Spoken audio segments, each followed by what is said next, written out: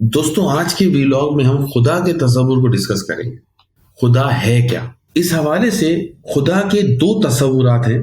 ایک وہ جو انسانوں نے خدا کے بارے میں قائم کیا، اور دوسرا وہ تصور جو خدا نے وحی کے ذریعے انبیاء کرام کے ذریعے سے انسانوں تک پہنچایا۔ لیکن نبی کے جانے کے بعد حکمران مذہبی پیشواؤں کو ملا کر خدا کا وہی تصور دوبارہ لے کر آ جاتے جس کے خلاف نبی آیا تھا، اور اس طرح اقتدار کو بادشاہت میں کنورٹ کر کے حکومت کو اپنے خاندان میں لے آتے، اور اس طرح اقتدار پر قابض ہو جاتے اور عوام کو اسی خدا کے بھروسے چھوڑ دیتے جو تصور خود انہوں نے یا انسانوں نے خدا کے بارے میں بنایا تھا۔ خدا کا جو تصور وحی کے ذریعے ملتا ہے، اس پر آنے سے پہلے بہتر ہوگا کہ اس کو بھی دیکھ لیں کہ انسانوں نے خدا کا کیا تصور تراشا ہے۔ انسان کے ذہن میں جو خدا تراشا ہے وہ اس دور کی یادگار ہے جب اس کا شعور ناپختہ تھا، یا بچپنے میں تھا، یا انڈیولپ فارم میں تھا۔ اس کی فکر اور سوچ میں میچورٹی نہیں آئی تھی۔ اس زمانے کے انسان کے سامنے سب سے بڑی صاحب اقتدار ہستی راجا، حاکم یا بادشاہ کی ہوتی تھی۔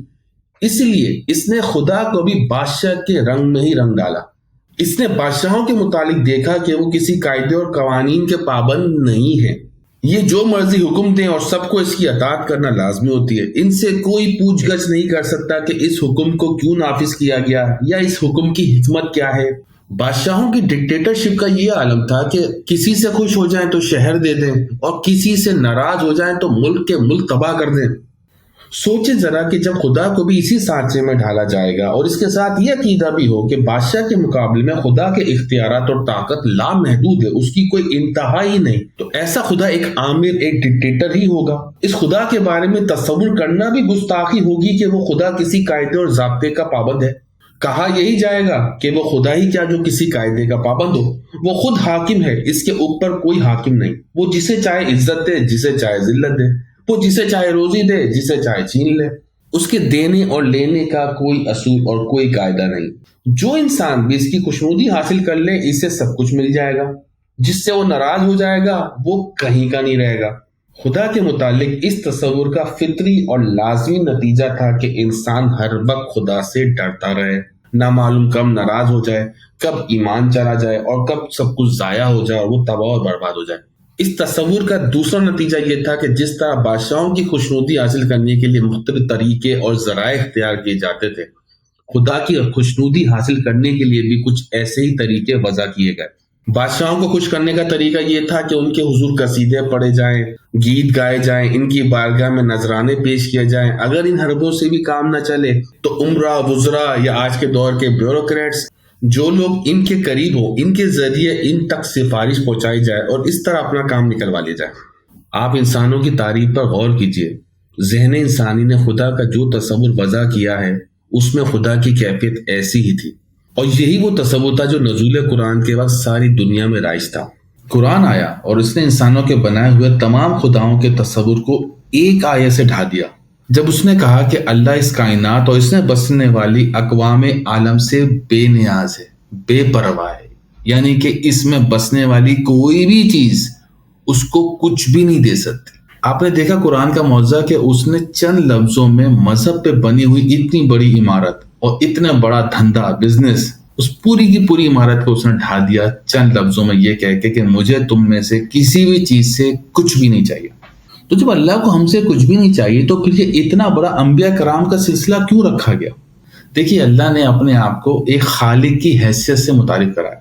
اس نے کہا کہ جو چیزیں تم یہ دیکھتے ہو، محسوس کرتے ہو، اس پوری کائنات کا خالق میں ہوں، اور کہا کہ اے انسان، تو بھی میری ہی تخلیق کی ایک کڑی ہے۔ قرآن کی رو سے خدا کی کار فرمائی کے 3 دائرے یا 3 گوشے ہیں، جن میں سے ہر ایک کی الگ الگ خصوصیت ہے۔ سب سے پہلا گوشہ ہے یا دائرہ اول جسے آپ کہہ لیں، وہ ہے مشیت کا۔ دیکھیں، اس وقت کائنات میں جو نظام چل رہا ہے، اس پر غور کرنے سے یہ حقیقت نمایاں ہو کر سامنے آ جاتی ہے کہ یہاں کاز اینڈ ایفیکٹ کا قانون کار فرما ہے۔ یعنی کائنات میں ہر حادثے کے نمودار ہونے کے لیے کسی نہ کسی سبب کی ضرورت ہوتی ہے۔ سبب یعنی کاز کے بغیر کوئی واقعہ یعنی کہ کوئی ایفیکٹ نمودار نہیں ہوتا۔ لیکن جب اس سلسلہ کاز اینڈ ایفیکٹ کو پیچھے کی طرف لے جائیں تو آخر الامر ایک ایسا مقام آئے گا جہاں تسلیم کرنا پڑے گا کہ اس زنجیر کی پہلی کڑی کسی نہ کسی طرح بلا سبب وجود میں آ گئی. اسے کہتے ہیں کسی شے کا عدم سے وجود میں آنا. نان ایگزسٹنس سے ایگزسٹنس میں آنا. ایک چیز جو وجود ہی نہیں رکھتی تھی وہ آ گئی. یہ کس طرح سے ہوا تھا؟ یہ بات انسان کی سمجھ میں نہیں آ سکتی. قرآن اس کے متعلق اتنا ہی کہتا ہے کہ تمام سلسلہ کائنات کو عدم سے وجود میں لانے والا. ظاہر ہے کہ جس مقام میں کاز اینڈ ایفیکٹ کا سلسلہ ہی نہ ہو وہاں آغاز کے لیے کسی قاعدے اور قانون کا سوال ہی پیدا نہیں ہوتا. کاز اور ایفیکٹ در حقیقت قانون اور قاعدے کا ہی دوسرا نام ہے. قرآن نے اس مقام کو عالم امر سے تعبیر کیا. وہاں کی کار فرمائی کے متعلق بس اتنا بتایا گیا کہ اس گوشے میں خدا کا امر اس طرح کام کرتا ہے کہ جب وہ کسی شے کا ارادہ کرتا ہے اور کہہ دیتا ہے کہ ہو جا تو وہ ہو جاتی. کن فیاکن. ظاہر ہے کہ جب کسی شے کو عدم سے نان ایگزسٹنس سے وجود میں لایا جائے گا تو اس کے متعلق یہ بھی طے کیا جائے گا کہ اسے کیا ہونا چاہیے. اسے اپنی زندگی کے مختلف منازل طے کر کے آخر عمر بننا ہے کیا. اس کی خصوصیات، اس کے اثرات، اس کی کریکٹرسٹکس پلس مائنس یہ سب چیزیں کیا ہوں گی یہ بھی واضح کیا جائے گا.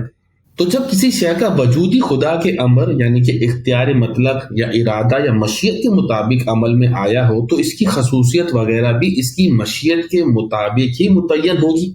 شہد کو شیرنی اور نمک کو نمکینی کیوں ملی؟ ہائیڈروجن اور آکسیجن ایک خاص نسبت سے جب باہم ملیں گے تو پانی کا قطرہ کیوں بنتا ہے؟ پانی نشیب کی طرف ہی کیوں بہتا ہے؟ پانی ہمارے لیے زندگی کیوں ہے اور سنکھیا ہمارا زندگی کا قاتل کیوں ہے؟ یہ وہ امور ہیں جنہیں ہم نہیں سمجھ سکتے. اشیاء کی خصوصیات خدا کی مشیت اور اس کے ارادے کے مطابق متعین ہوتی ہے. یہاں کیوں کہنے کا سوال پیدا نہیں ہوتا.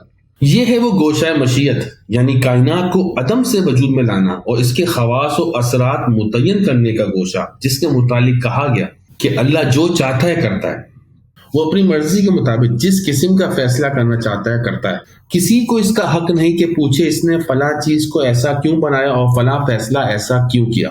اس سے نہیں پوچھا جا سکتا کہ اس نے ایسا کیوں کیا اور وہ ایسا کیوں کرتا ہے. یہ ہے خدا کے امر کا وہ دائرہ جس میں اس کا اختیار و ارادہ کسی قاعدے اور قانون کا پابند نہیں. ہم نے پہلے گوشے میں دیکھا کہ خدا نے اپنے اختیار سے اشیاء کائنات کے خواص و اثرات کریکٹرسٹکس وغیرہ مرتب کی. ان سب کے لیے قوانین مرتب کیے اور یہ سب کچھ اس کے امر کی رو سے ہوا. لیکن اشیاء کائنات کی جو خصوصیات ہیں کریکٹرسٹکس ہیں مرتب کرنے کے بعد خدا نے اپنے امر کی کیفیت کو تبدیل کر دیا.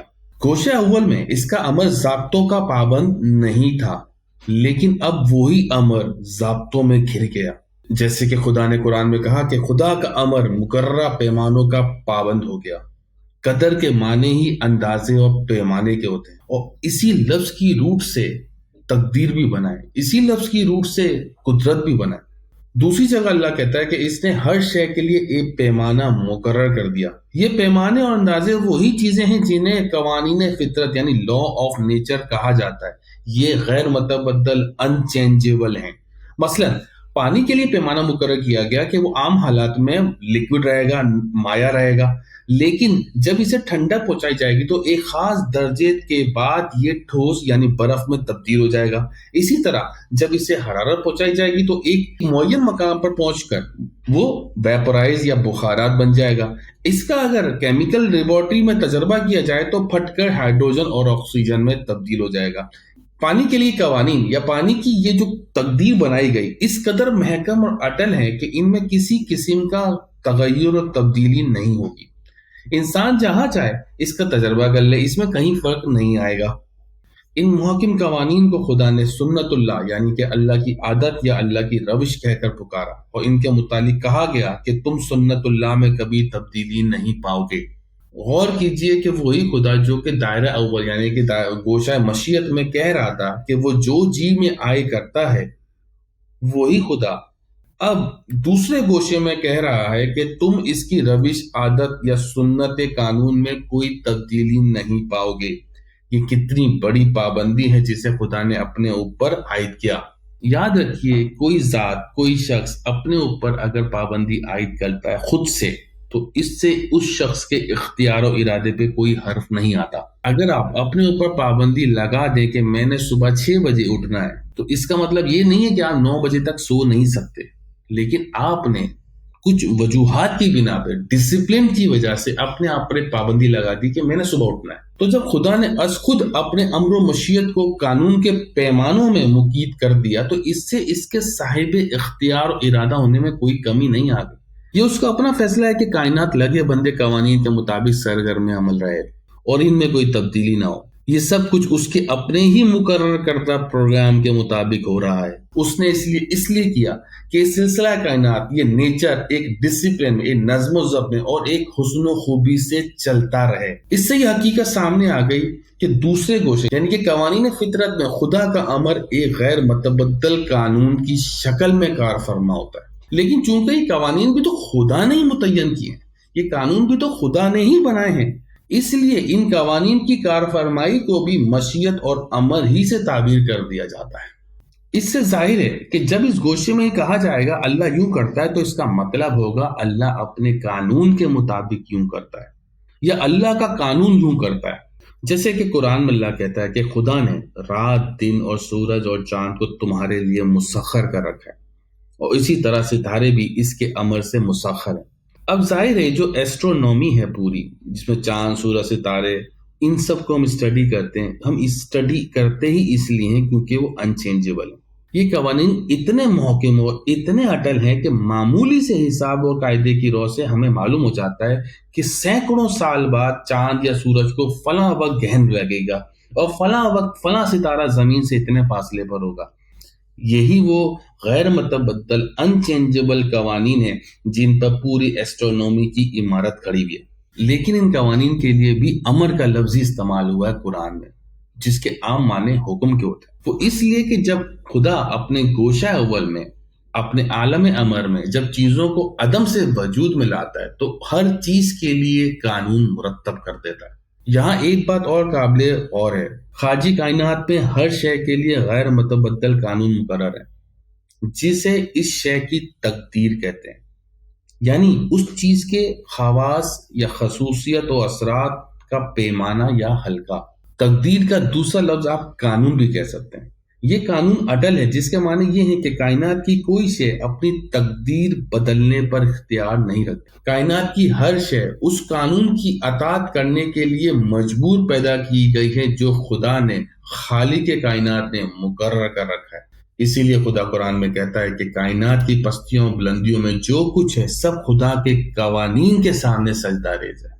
تو آپ نے دیکھا کہ خدا اپنے پہلے دائرے میں، پہلے گوشے میں، مشیت کے گوشے میں کائنات کو پیدا کرتا ہے، عدم سے وجود میں لے کر آتا ہے اور اس کے لیے جس چیز کو یا جس اسکیم کو بھی وجود میں لاتا ہے اس کے لیے قوانین، اس کی کریکٹرسٹک خصوصیات مقرر کر دیتا ہے. اس دائرے میں اپنی مرضی کے مطابق سب کچھ کرتا ہے.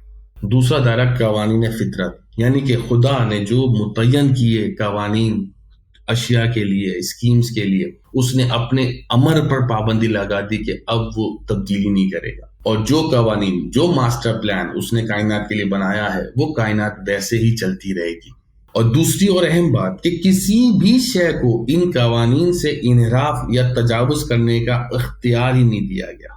مطلب یہ ہوا کہ کائنات آٹو پائلٹ پہ آ گئی، جس کو آپ نیچر یا فطرت کہتے ہیں. اب آتا ہے تیسرا اور سب سے اہم گوشہ، یعنی کہ اس آٹو پائلٹ پہ چلتی ہوئی فطرت میں خدا اپنا ارادہ اور اختیار ڈیلیگیٹ کرتا ہے اپنی ہی بنائی مخلوق کو، اور اعلان کرتا ہے کہ یہ مخلوق خلیفۃ الارض ہے، زمین کی اتھارٹی یہ ہے. سوچی ذرا خدا کا یہ ارادہ کائناتی قوتوں پہ کیسا بجلی بن کے گرا ہوا. انہی کائناتی قوتوں نے، یعنی کہ ملائکہ نے، فرشتوں نے سوال اٹھایا، اے خدا یہ کیا کرنے جا رہا ہے تو؟ اگر تو نے اتھارٹی کسی اور کو دے دی تو پھر تو خون ریزی اور فساد انگیزیاں ہو جائیں گی. یہ پورا ٹاپک میں نے اپنے ایک اور vlog what is devil and angels, یعنی کہ شیطان اور فرشتے کیا ہیں، اس میں نے بیان کر چکا ہوں. یہاں اتنا بتانا ضروری ہے کہ خدا نے فرشتوں کا کنسرن یہ دکھا کر دور کیا کہ اس مخلوق کے پاس علم ہوگا، اشیاء کائنات کے قوانین سمجھنے کی صلاحیت ہوگی. خدا نے جب اپنا زمین کے حوالے سے سارا اختیار و ارادہ زمین کی یہ مخلوق انسان کو کنورٹ کیا تو ضروری تھا کہ اس مخلوق کے پاس بھی وہ خدا داد صلاحیتیں ہوں. خدا کے پاس تو وہ صلاحیتیں لامحدود حد میں، لیکن اس مخلوق کے پاس اتنی صلاحیت ہو کہ جو خلیفۃ الارض بننے کے لیے ریکوائرڈ ہے. ان صلاحیتوں میں، ان اسکل میں سب سے پہلی چیز ہے سوچنے سمجھنے کی صلاحیت، یعنی کہ انٹیلیکٹ. نمبر 2، اختیار و ارادہ. ارتھ کا نظام چلانے کے لیے اس کے پاس اختیار و ارادہ چاہیے تھا. تو دوسری چیز اختیار و ارادہ. تیسری چیز، جس طریقے سے کائنات کاز اینڈ ایفیکٹ سے چل رہی ہے اور ہم اس کو پیچھے کرتے ہوئے لے کے جائیں تو ہمیں معلوم ہوتا ہے کہ ایک ایسا مقام آتا ہے جہاں یہ چیزیں خود عدم سے وجود میں آئی ہوں. اسی طریقے یہی معاملات علم کا ہے. علم بھی اسی طریقے سے نسل در نسل ٹرانسفر ہوتا ہے، لیکن کہیں ایک ایسا مقام آئے گا جہاں سے علم کی ابتدا ہوگی. یہ ابتدا بھی انسان کے ہاتھ میں نہیں ہے. اس کے لیے بھی ضروری ہے کہ تمام میجر علوم کی بیسکس ہمیں خدا کے ذریعے سے ملے. اسی وجہ سے آپ قرآن میں دیکھیں کہ خدا نے وحی کے لیے بھی امر کا ہی لفظ استعمال کیا، یعنی کہ وہ علم جو انسانی دنیا اور انسانی حواس سے حاصل نہ ہو بلکہ اس ذات مقدس سے حاصل ہو جو علم کا سرچشمہ ہے، اور پھر اس بنیاد پہ انسان نسل در نسل کے سفر طے کرتے ہوئے اس علم کو آگے بڑھاتا جائے. ان 3 چیزوں کے ساتھ انسان خلیفۃ الارض تو بن سکتا ہے، لیکن ایک فرق کے ساتھ کہ یہ تینوں خصوصیات انسان کے جسم کی نہیں بلکہ انسان کی ذات کی ہیں. انسان میں 2 چیزیں ہیں، ایک تو اس کا جسم جو کہ حیوانوں کو بھی میسر ہے، اور ایک ہے انسانی ذات جو کہ روح خداوندی پھونکنے سے انسان کو ملی. جسم تو یہیں پہ تخلیق ہوا ہے، اس لیے وہاں خلق کا لفظ ہوا ہے، اور جہاں بھی خلق کا لفظ استعمال ہوگا وہاں اس کے انگریڈینٹ بھی آئیں گے. تخلیق انسان کے حوالے سے انگریڈینٹ دیے ہیں پانی سے، مٹی سے، لیکن جو روح خداوندی جو انسانی ذات عطا ہوئی ہے، جس روح کی وجہ سے پھونکنے کی وجہ سے ڈیوائن انرجی کی وجہ سے، اس روح کے بارے میں اللہ کہتا ہے کہ یہ خدا کے امر سے ہے. جیسا کہ میں نے کہا خلق میں انگریڈینٹ یوز ہوتے ہیں، لیکن وہ چیز جو عدم سے وجود میں آئی ہو وہ خدا کے امر سے ہوتی ہے، یا وہ چیز جس کا تعلق اس دنیا سے نہیں ہے اس کے لیے اللہ نے امر کا لفظ استعمال کیا ہوا ہے. چونکہ یہ خدا کے امر سے ملی ہے تو ایوولوشن کے جو ایکسپرٹس ہیں انہوں نے بھی ایوولوشن کو 2 حصوں میں ڈیوائڈ کیا ہے. ایک ہے پروگریسو ایوولوشن اور ایک ہے ایمرجنٹ ایوولوشن. یہ ایمرجنٹ ایوولوشن جو ان کی سمجھ میں نہیں آئی کہ ایک دم اچانک سے تبدیلی کیسے ہو گئی، خدا کے امر سے ہوتی ہے. تو جیسا کہ ان 3 چیزوں کی بنا پہ انسان خلیفہ تو بن سکتا ہے، دنیا کو چلا سکتا ہے. اب آتے ہیں چوتھے پوائنٹ کی طرف، یعنی کہ انسانوں کے معاشرے کے لیے کوئی قانون یا کوئی نظام. دیکھیے قدرت میں تو اللہ تعالیٰ نے ہر چیز کا قانون بنا دیا نا، اس قانون کو صرف اسٹڈی کرتے ہیں، ہم لکھتے تو نہیں. لیکن انسانوں کے معاشرے میں ہمیں ایک نظام کی، ایک قانون کی، ایک کانسٹیٹیوشن کی، ایک اکانومی سسٹم، ڈیفینس سسٹم، ان کی ضروریات ہیں. اللہ تعالیٰ نے یہ نظام وحی کے ذریعے سے انبیاء کرام کے تھرو ہمیں پہنچایا. لیکن چونکہ ہمیں اختیار و ارادہ دیا تو اللہ نے صاف کہہ دیا کہ ہم نے دونوں راستے دکھا دیے، چاہو تو تم ایکسیپٹ کرو، چاہو تو تم ریجیکٹ کرو. اللہ نے ہمیں راستہ چوز کرنے کا اختیار ضرور دیا، لیکن یہ اختیار ہمارے ہاتھ میں نہیں ہے کہ راستہ ہم اے کا چوز کریں اور رزلٹ ملے بی کا. راستہ ہم پکڑیں فرعون اور نمرود کا اور ہمیں نتائج مل جائیں ابراہیم و موسیٰ والے. ایسا پاسبل نہیں ہے دوستوں. یہ اس لیے ہے کیونکہ یہ معاملہ ہی اقتدار کا ہے. اللہ تعالیٰ خود آ کر چیزیں نہیں بدلتا. یہ ذہن سے نکال دیں کہ آپ کسی بھی چیز کو خدا بھگوان یا گاڈ مان کے اس کی پوجا کرتے رہیں گے تو وہ آپ کی چیز صحیح کر دے گا. نام الگ الگ صحیح، لیکن در حقیقت یہی ہے کہ ہم اس ذات سے مانگ رہے ہیں جس نے ہم سب کو بنایا. آپ 1 منٹ کے لیے سوچئے آپ کو خدا کی ضرورت کب پڑتی ہے؟ وہ کون سا لمحہ ہوتا ہے جب آپ خدا کے سامنے روتے ہو، گڑ گڑاتے ہیں، جب آپ کے اوپر کوئی ظلم کر رہا ہو. آپ پر کوئی کمزور ظلم کر سکتا ہے، اور اگر ان کیس کر بھی دے تو آپ اس کو 2 چماٹ مار دیں گے. اس کے لیے آپ دعا کریں گے کیونکہ وہ آپ اپنے زور بازو نمٹا سکتے ہیں، تو اس کے لیے دعائیں نہیں ہوتی. دعائیں ہوتی ہی جب ہیں جب آپ سے طاقتور آپ پر ظلم کرے یا کوئی ایسی چیز آپ کے سامنے آ جائے جس کا آپ کے پاس کوئی سولوشن نہ ہو. اگر تو چیزیں ایک نظام کے تھرو قاعدے اور قانون سے ملتی ہوں تو آپ کو کبھی بھی دعاؤں کی ضرورت نہیں پڑے گی. آپ کو پتا ہوگا کلیئر پاتھ کہ مجھے ایسے چیز ملے گی تو آپ اس پہ محنت کریں گے. لیکن جب قاعدے اور قانون سے چیزیں نہیں ملتی، کانٹیکٹ سے ملتی ہوں، تو جس کے کانٹیکٹس ہوں گے وہ تو چیز حاصل کر لیں گے، لیکن جس کے کانٹیکٹس نہیں ہوں گے وہ پھر ایک دوسرا کانٹیکٹ یعنی خدا کا نکالیں گے، اس کے آگے گڑ گڑائیں گے کہ اللہ ہمارا یہ کام کر دے، ہمارا یہ کام بنا دے. اب ایسی سچویشن جب آ جائے، جو بھی خلیفۃ الارض کی گدی پہ بیٹھا ہو وہ بجائے انسانوں کو رزق پہنچانے کے وہ صرف اپنے خاندان کو رزق پہنچا رہا ہو یا اپنے دوست یاروں کو رزق پہنچا رہا ہو اور باقی سارے بھوکے مر رہے ہوں، ایسے سینیریو میں کیا سچویشن بنتی؟ یہی وہ سینیریو جہاں اللہ کا کانسیپٹ آتا ہے، اللہ، بھگوان، گاڈ، جو بھی آپ کہہ لیں۔ یہاں آتا ہے مقام انبیاء کرام کا، کہ انبیاء کرام نے کیا کیا۔ موسیٰ علیہ السلام کو جب اللہ نے پہلی بار مخاطب کیا تو یہ نہیں کہا کہ لوگوں کو روزی روٹی کا یہ بتا دو، اللہ نے اسٹریٹ پیغام دیا کہ جاؤ فرعون کے پاس، وہ بہت سرکش ہو گیا۔ اب آپ دیکھیں فرعون حاکم وقت ہے، جب موسیٰ علیہ السلام فرعون کے دربار میں جاتے ہیں تو وہ کیا کہتے ہیں فرعون کو، کہ تم نے بنی اسرائیل کو اپنا عبد بنا رکھا ہے، اب سے ہی عبادت بنائے۔ عبد معنی ہوتا ہے غلام۔ موسیٰ علیہ السلام کہتے ہیں کہ تم نے بنی اسرائیل قوم کو اپنا غلام بنا رکھا ہے، جبکہ دوسری طرف اسلام کا پیغام ہے کہ عبدیت یعنی عبادت صرف خدا کی، یعنی حکومت صرف خدا کی ہے۔ عبادت کے معنی یہ نہیں ہے کہ آپ اللہ کو بس ایک مان کے اس کے آگے سجدے ٹیکتے رہو، اس سے مراد ہوتی ہے کہ کسی انسان کو حق حاصل نہیں کہ وہ دوسرے انسانوں پر حکومت کرے، حکومت کا حق صرف خدا کو ہے، وہ اپنے حق حکومت میں کسی کو شریک نہیں کرتا، اور جو لوگ کتاب خداوندی کے مطابق حکومت قائم نہیں کرتے انہی کو کافر کہا جاتا ہے۔ خدا کا پرنسپل ہے کہ ہر بچہ بحیثیت انسان بجائے تکریم ہے، اس کی سیلف رسپیکٹ سب سے افضل ہے۔ ذرا سوچئے فرعون بک کے پاس جا کر اگر آپ یہ باتیں کریں گے تو کیا وہ آپ کو ہار پہنائے گا؟ وہ آپ کو زمینیں دے گا مسجد بنانے کے لیے؟ نہیں، وہ آپ پہ ظلم کے پہاڑ توڑ ڈالے گا۔ یہی وجہ ہے کہ ہر نبی کے پیچھے پورا کا پورا سسٹم لگا دیا جاتا تھا، اور ہر نبی پہ ایک وقت ایسا آیا کہ اس نبی کو ہجرت کرنی پڑی، کسی اور مقام پر اس نبی کو جانا پڑا۔ قرآن کی تعلیمات کے حساب سے جو انسان بھی ظلم سے لڑتا ہے اس کا بلیو ہوتا ہی یہ ہے کہ وہ اپنے آپ کو اس جسم کا نام نہیں سمجھ رہا ہوتا، بلکہ اس میں موجود ذات کو اپنا وجود تصور کرتا ہے۔ اس کا یقین ہوتا ہے کہ موت کے بعد میری ذات آگے جائے گی، وہ موت کے بعد کی زندگی پہ یقین رکھتا ہے، اس لیے وہ کوشش کرتا ہے کہ صفات خداوندی کو اپنے اندر لا سکے۔ اس مقصد کے لیے اور نوع انسانی کے لیے کچھ نہ کچھ کرنے کی کوشش میں تگ و دو میں رہتا ہے۔ ایسے لوگ آپ کو دنیا میں کسی بھی ملک میں کسی بھی مذہب میں مل سکتے ہیں، اور ایسے تمام لوگوں کو اللہ خوشخبری سناتا ہے کہ نبی عربی پر ایمان لانے والے ہوں، یہودی ہوں، عیسائی ہوں یا سابائین، مطلب کوئی بھی ہو، جو شخص بھی اللہ پر ایمان لائے گا اور نیک عمل کرے گا، یعنی کہ اپنے ذات کے وجود کو ایکسیپٹ کرے گا اور عمل صالح کرے گا۔ اس ذات کی ڈیولپمنٹ ہوتی صفات خداوندی سے، تو عمل صالح کرے گا، وہ صفات اپنے اندر لانے کی کوشش کرے گا جو سب صفات خداوندی ہے، تو ایسے انسانوں کے لیے کوئی خوف نہیں ہے۔ ایسے لوگ جب زمین پر اقتدار حاصل کرتے ہیں تو اس معاشرے میں اللہ کی صفات نکھر کر سامنے آ جاتی ہیں۔ وہاں رحم ہوتا ہے، وہاں کرم ہوتا ہے، وہاں ظالم کی فوراً پکڑ ہوتی ہے، وہاں میری رزق کی ذمہ داری بھی ریاست کی ہوتی ہے اور میری فیملی کی ذمہ داری بھی ریاست پر ہوتی ہے۔